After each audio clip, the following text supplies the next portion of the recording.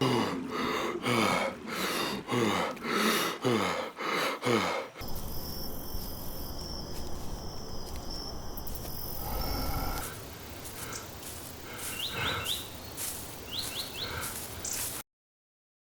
people think of Sasquatch stories like there's something to scare the tourist, but the people who've heard it, they don't think so. They know what it's like when the woods go dead quiet and a heavy knock echoes from just beyond the light. For years, official reports have tried to explain it. A bear, a gust of wind, or just a tragic accident. But those answers never feel right. The details don't add up. From the cold Siberian wilderness to the lakes of British Columbia, here are 6 chilling stories from people who found out the legend is real.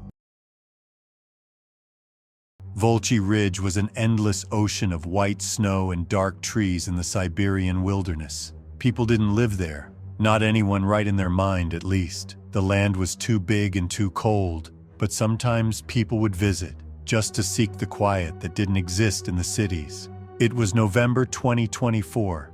Elena had found a small cabin online, many miles from any road. It was down a track that was barely a line on a map. She'd brought her 2 kids, Misha and Daria, for a weekend away from their busy lives. She wanted them to connect with nature, to see the real stars, and not just the city's orange glow.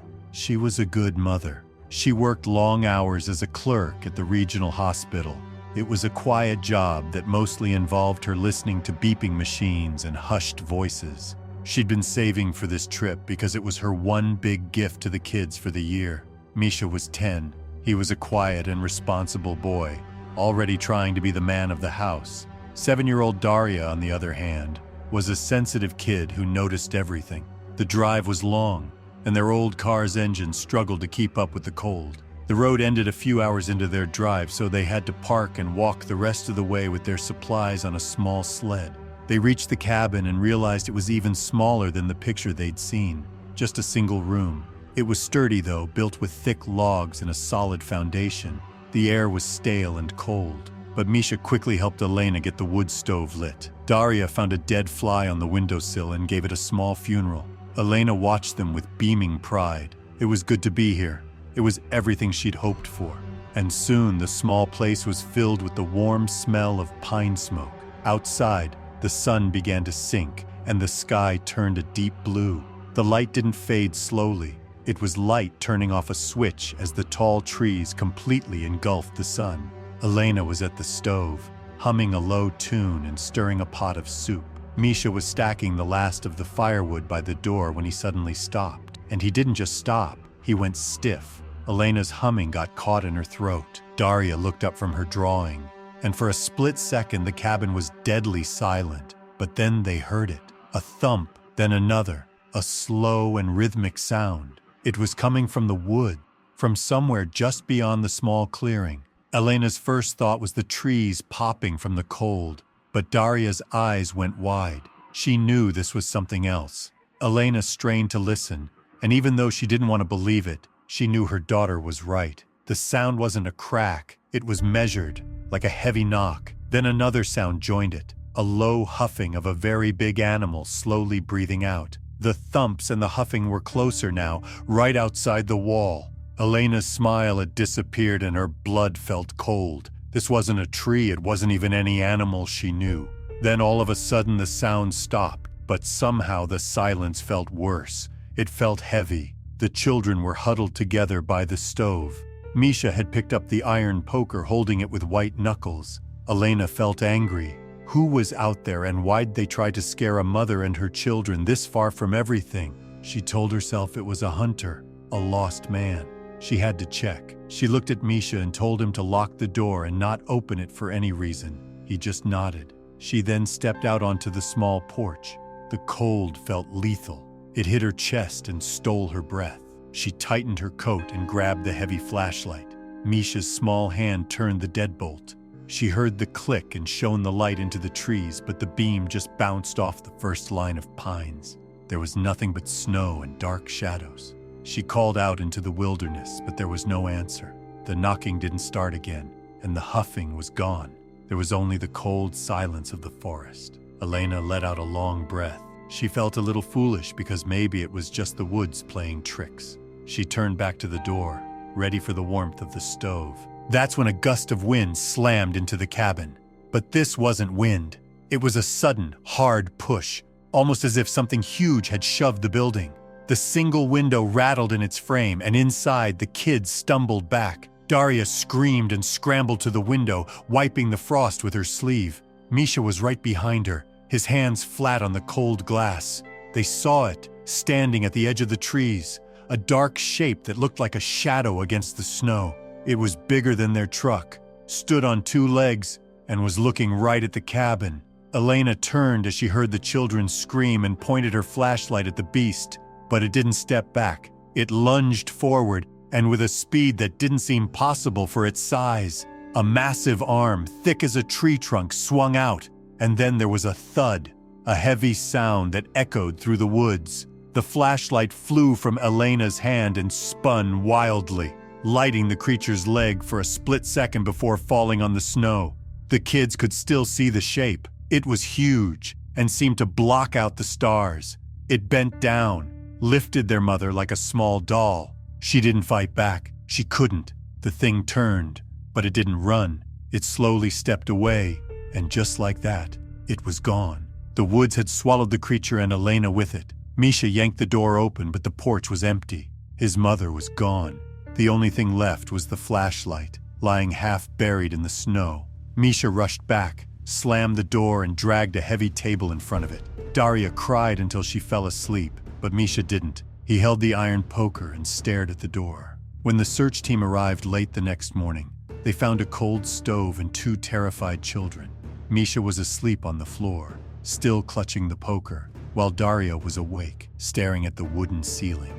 Outside, they found the prints, bare, like a man's foot, but almost 3 times as big. Misha and Daria told the police everything. They told them about the knocking, the breathing, and the creature circling the cabin all night. The police wrote it all down, but they had no answers. The official report said, missing person presumed animal attack.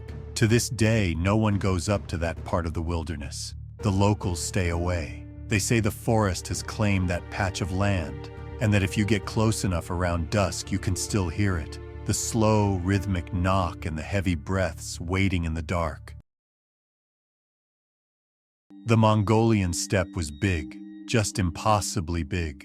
It was the kind of emptiness that made you feel small, a place where a person could walk for days and see nothing but low hills and yellow grass, all under a huge sky. It was a place for nature's silence, and it sure wasn't a place for people. But Anya loved it. She was an adventurer, or that's what she called herself anyway. She'd been to loads of remote places. She'd seen deserts and ice caps, and she wasn't the type to scare easily. She was excited when she got the chance in 2021 because this trip was special, one she'd saved for a year to see the steppe from a hot air balloon. She wanted to float, to be part of that quiet sky. She went up just before dawn, and before she knew it, her ground crew, 2 local men in a tough little truck, had already turned into a speck below. The sun was just a red line in the east, and the air was perfectly still. It was the quietest place on Earth. The only sound was of the burner, a warm draft she'd send up into the balloon every few minutes. She'd let the sound die and then just drift. It was perfect. She'd been in the air for maybe an hour. The sun was up now, but the light was weak as a thick mist rose from the ground, the way it does when the cold night air meets the new sun. It collected in the low spots, turning the hills into a white sea. And that's when she heard the sounds.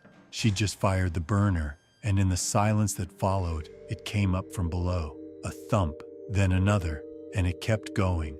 It was a heavy sound, like something huge hitting the earth. Anya frowned, her first thought being the truck. But the crew knew not to make noise, and besides, this sounded different. Then another sound joined it, a low huffing breath. It was the kind of breath a very big animal takes, a deep huff that seemed to come from a huge chest. The sounds were coming from the hills below her, the ones wrapped in mist. Anya leaned over the basket's edge but couldn't see anything, just the tops of the hills and the thick fog. But the sounds were real, and that's where terror started to set in, because it wasn't one thing. It sounded like several. Then in the mist, she saw movement. They weren't clear, just dark shapes, but they were moving and massive. Way too big to be men, way too big to be the wild horses that ran out here. They were just tall shadows walking in the fog, moving between the hills as if they were following her. Anya's skin went cold, and the adventurer in her was gone. She was just a woman alone in a basket, and something huge was down there. She grabbed her radio, needing to warn the crew, to tell them to be ready, to tell them something. She called for the ground crew, but the radio answered with a burst of static. She tried again, reporting the movement, the large targets, but the static just crackled again. This time, something was mixed in with it, like low voices or strange murmurs, whispers just under the noise. And even though she could barely hear it, she was sure about one thing. This wasn't her crew. A sharp dread hit her chest, and anxiety seemed to cloud her mind. But that's when the gust hit. It came from nowhere when the air had been dead calm.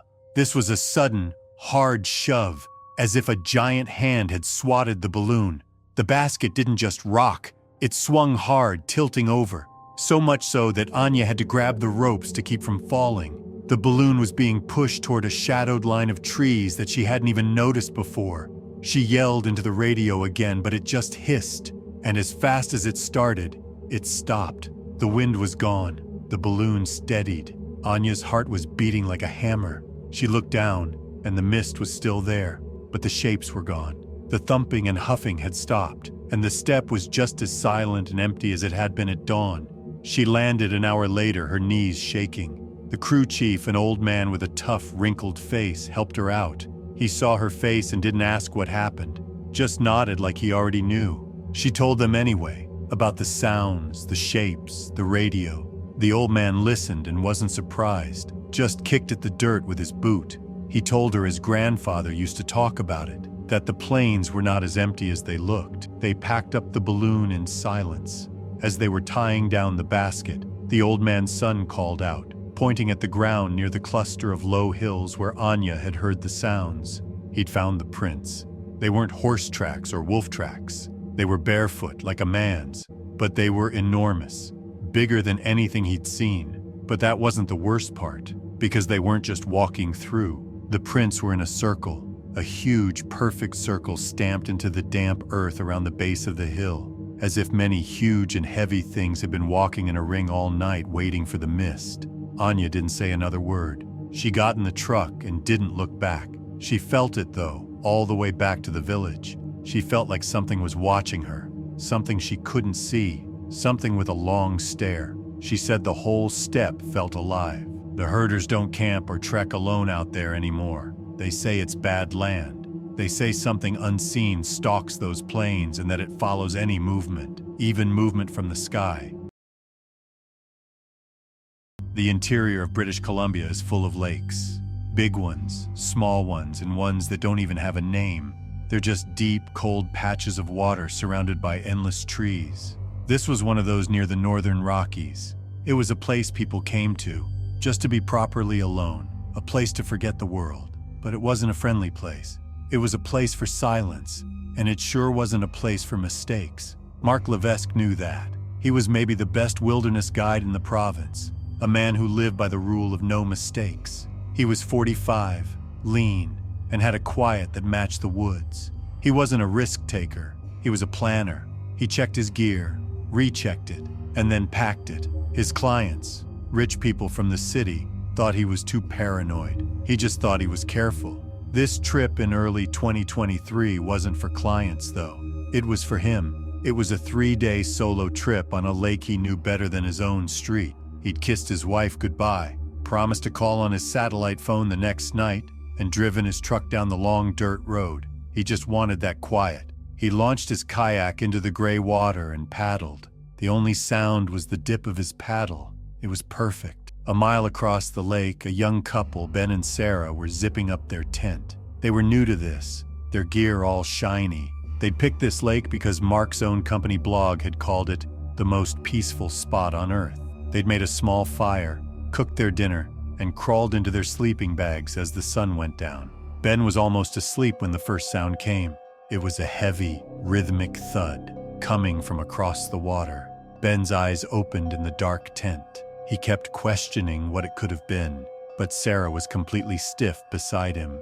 She tried to rationalize it as a moose hitting a tree. Ben wasn't convinced. He thought it was too even and almost sounded like someone chopping wood. It wasn't the sharp crack of an axe either, though. It was a dull sound. It went on for a minute, and just when they were getting used to it, it stopped. The silence that fell was worse because it didn't feel like the end of the sound. It felt like the beginning of something else. And then the thud started again, this time with heavy breathing, much closer. Sarah whispered, repeating what they'd both been thinking. The sound wasn't across the lake. It sounded closer. It seemed to be moving just beyond the small circle around their camp. Then from across the lake, a man's voice yelled, except that it wasn't a yell for help. It was an angry yell, a get-back yell. It was Mark Levesque. The huffing outside their tent stopped. There was a new sound, a huge splash from the middle of the lake. It wasn't a fish. It was the sound of something massive hitting the water. Ben and Sarah didn't move. They didn't even breathe. They just listened. The night went completely silent. No thumping, no huffing, no more yelling. Ben fumbled for the tent zipper. Sarah grabbed his arm and stopped him, and he didn't resist. Instead, they just lay there, rigid with fear, until the sun was high and hot on the tent fabric. At sunrise, the park rangers arrived. Their patrol boat cut through a thick mist that hung over the water like a blanket. That's when they found the kayak amongst the sea of gray, drifting where it shouldn't be. There was a man inside. The rangers who'd worked this lake for 10 years cut their engine and just drifted closer. They knew the kayak and the man. It was Mark's kayak. The ranger who pulled the kayak alongside didn't say anything. She just looked. Mark was motionless, stretched flat across the small seat. His life jacket was on, zipped up tight. His radio was still clipped to his shoulder. But that's where the normal stuff ended. He was laid out, almost peaceful. His arms were at his sides, his legs straight, his eyes wide open, staring at the sky.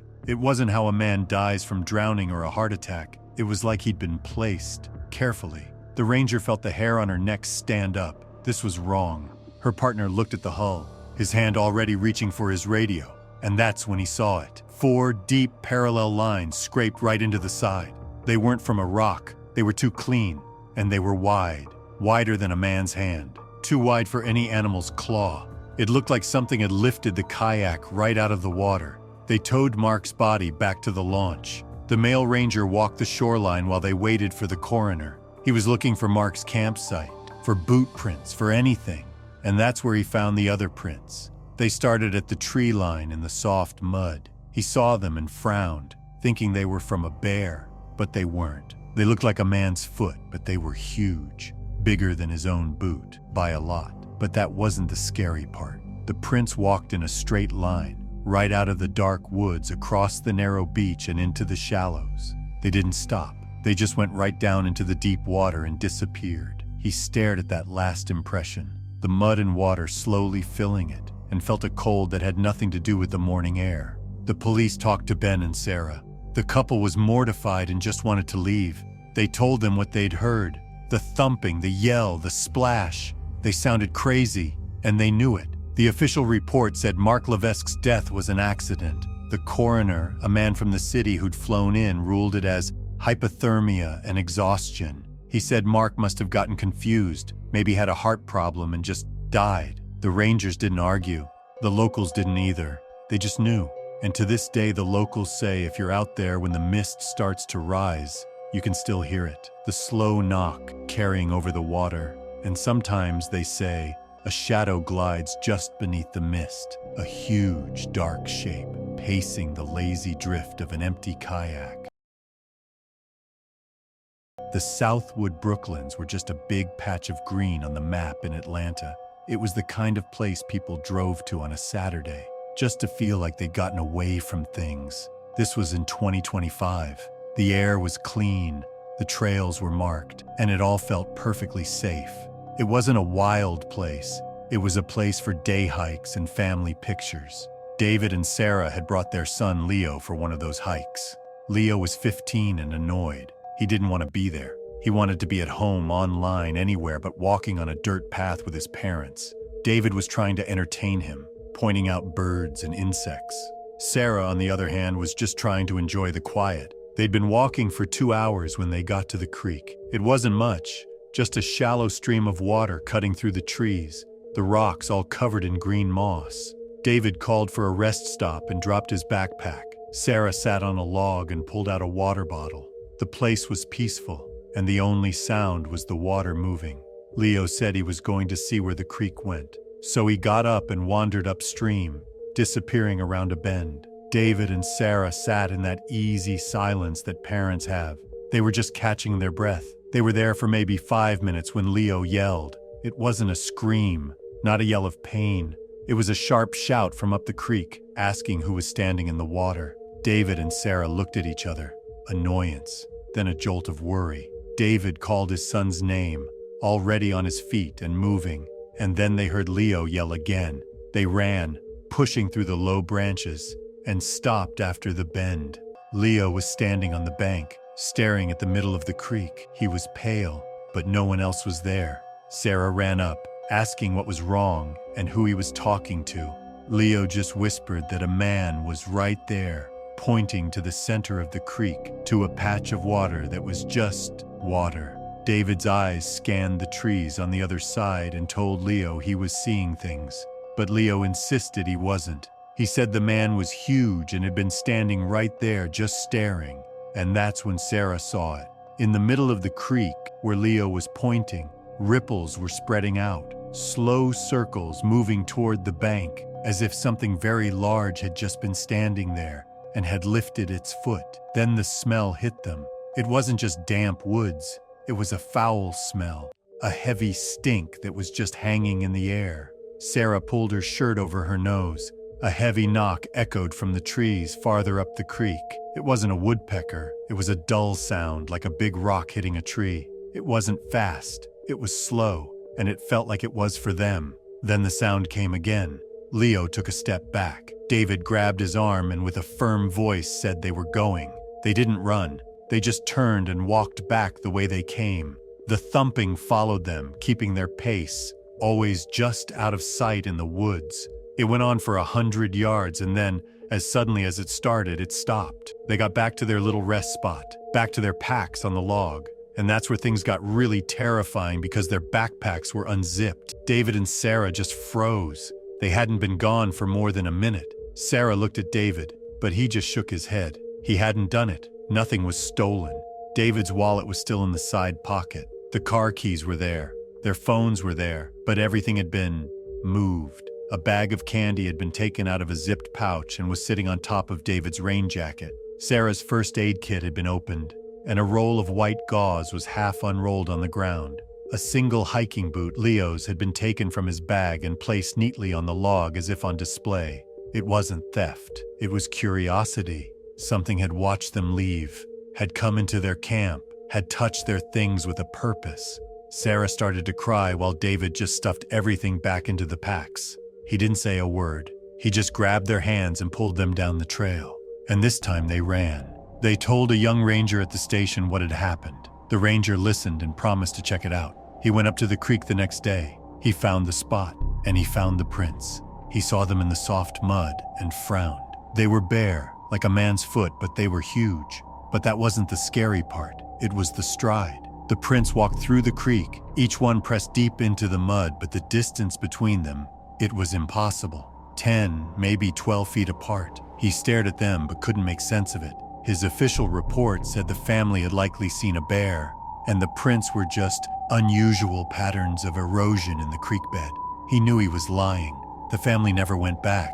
They sold their cabin at the end of the summer, but it didn't end. Leo doesn't sleep much, and on some nights he still hears it. A heavy knock that's close and loud. He doesn't move, he just listens. But then it stops. The silence returns, and so do the traumatic memories. The Iron Spine Woods in the north, up by the border, are not for part-timers. It's a hard country. The winter comes in October and doesn't leave until May. People who live there are a different kind, quiet and tough. They live by the land's rules, and they don't break them. Rick Dalton was not a part-timer. He was maybe the toughest one of all. He'd been born in those woods, and he'd spent his whole life trapping and hunting. He knew the sound of a branch breaking in the wind versus one breaking under a foot. He was a man who lived alone, and he liked it. His cabin was 10 miles from the nearest plowed road, a small log box he'd built with his own hands. In February 2024, the big blizzard came, and it was bad. The snow came down for 2 days straight, and when it stopped, the world was just white and still. Rick always checked in. That was a rule. He had a satellite text device, and every Tuesday he'd send a simple "okay" to his neighbor Abe. The Tuesday after the storm, no message came. Abe waited a day. He knew Rick didn't forget. By Wednesday afternoon, Abe was at his friend Tom's house. Tom had the only snowcat for miles. It wasn't a panic, not yet. It was just a job to do. Someone had to check. It took them 3 hours to cover the 10 miles. The snowcat's engine was the only sound in the world. When they got to Rick's clearing, they cut the motor. The silence that fell was heavy. The cabin was dark. It was half buried in a drift, but that was normal. What wasn't normal was the snow. It was all torn up. Abe and Tom put on their snowshoes and walked closer. The front door had a deep drift against it, but the path to it was clear. And not just clear, it was packed. They saw the tracks. They weren't from a moose. They weren't from a bear. They were just holes in the snow, deep holes. They looked like a man's foot, but they were huge, bigger than Abe's snowshoe. Tom followed them with his eyes and realized they were just walking. The tracks didn't come from the wood line and go to the cabin. They just circled, again and again in a deep trough, all the way around the small building. Abe pointed. The tracks stopped, right under the cabin's main window. The snow there was packed down hard, like something had stood there for a long time. Abe went to the door, knocked, and called out for Rick. No answer. He tried the knob. It was locked from the inside. Abe knew something had gone terribly wrong and told Tom that Rick had to be in there. He went to the window, the one where the tracks had stopped. The glass was thick with frost. He wiped a clear circle with his glove and pressed his face close. The lantern on the table was dead, burned dry. But there was enough gray light from the snow outside. Rick was at the table. He was just sitting. He was upright in his chair, not slumped. He was wearing his heavy coat. His rifle was across his lap, but he wasn't holding it right. His hands were just resting on it, palms up. Abe's blood went cold. Rick's eyes were wide, his mouth open, like he'd been in the middle of taking a breath when everything just stopped. He was staring right at the window. He was staring right at Abe. Abe stumbled back from the glass and brought the axe from the snowcat to break the lock. The cabin was freezing inside. The first thing Abe noticed was the broken pane of glass. It was the small window over the sink. It was shattered, and snow was blown in, covering the counter. The second thing he noticed was the handprints. They were on the walls, black with soot from the stovepipe, but they were high, way too high for Rick or any man to make. They were huge, flat handprints, smeared on the log walls almost near the ceiling. Tom just stood in the doorway. He was looking at the table, and Abe noticed. On the table, right in front of where Rick was sitting, were 4 lines gouged into the thick wood. They looked like marks from a claw, starting at the edge of the table and stopping just inches from Rick's chest. They got Rick out of there, wrapped him in a blanket, and put him in the snowcat. They didn't talk on the way back. The coroner came up from the city, spent 20 minutes with the body, and an hour doing paperwork. The official report said Rick Dalton, 62, died of a cardiac arrest, a heart attack. Abe and Tom were there when the coroner told the sheriff. Abe asked him, "What about the mark? What about the window?" The coroner said the storm's pressure caused the broken glass. He said the marks on the table were old, left by Rick when he cleaned a trap. He said the man had a weak heart, and the storm had scared him. Abe just nodded and looked at Tom. They knew what they saw. They knew the window glass wasn't broken in. The snow on the sill and the track. The glass had bowed out. Abe doesn't hunt on that ridge anymore. Tom sold his cabin and moved closer to town. He said the silence got too loud. The story got around. The official report says heart attack, but the locals know. They know Rick Dalton didn't have a weak heart. He was a man who had stared down a bear and hadn't flinched. He died of fear because something had stood at his window, something huge, and it had looked in. And the new folk, the ones who bought Tom's place, they say they hear things, especially when the snow is deep and the air is still. They hear a large animal just breathing somewhere outside in the dark. And sometimes they hear a knock, a single heavy knock on the north wall. And a moment later, Another one from the south, like an answer. The spruce forests of Vermont's Cascade Rim are a quiet place. During winter, the snow piles up so high it just engulfs everything, and the air gets so cold it hurts just to breathe. It's not a place for tourists, that's for sure. But Johann wasn't a tourist. He was a biologist. He'd come in 2022 to a frozen lake, a place so far off the map his GPS just showed a blank spot. He was there to study the owls. He'd spent his life listening to things, to the clicks of insects and the calls of birds. He understood things by their sound. He got out to the lake before dawn. The only sound was the heavy crunch of his boots on the snow. He found his spot at the edge of the frozen water, a small clearing that looked out over the ice. He set up his gear, which included a heavy-duty recorder and a small speaker. He was here to log the calls, to see what was living this deep in the wood. He poured a coffee from his thermos and waited. The first light was just a weak gray line in the east. The forest was absolutely still. It was the perfect time. He pressed a button on his recorder. An owl call, high and clear, played out over the speaker and echoed off the trees. The silence that came after felt even bigger. Johann waited. He was a patient man. He sighed and cleared his throat. 30 minutes later, he was about to pack it in, maybe try a different spot. Then, from the trees on the other side of the lake, an answer came. An owl call, high and clear. Johann smiled. It was a good start. He hit the button again, playing his own callback. The forest waited, and then the call came back, perfectly. Johann's smile faded. It wasn't just a similar call. It was his call. The same pitch, the same length. He leaned closer to his gear, frowning. He thought maybe it was just a weird echo, a trick of the cold air. He was amused. He was a scientist, and this was a puzzle. He played the call again. The exact call came back, but this time it was closer. It was on his side of the lake, and it had a new ending, a low, gravelly sound. It had cleared its throat. Johann's blood went cold. He didn't move. He didn't even breathe. That wasn't an echo. An echo doesn't move. An echo doesn't add things. He'd been out here alone for an hour, but he wasn't alone.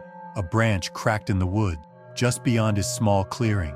It wasn't a snap. It was a crack, the sound of something huge putting its weight down on a frozen log.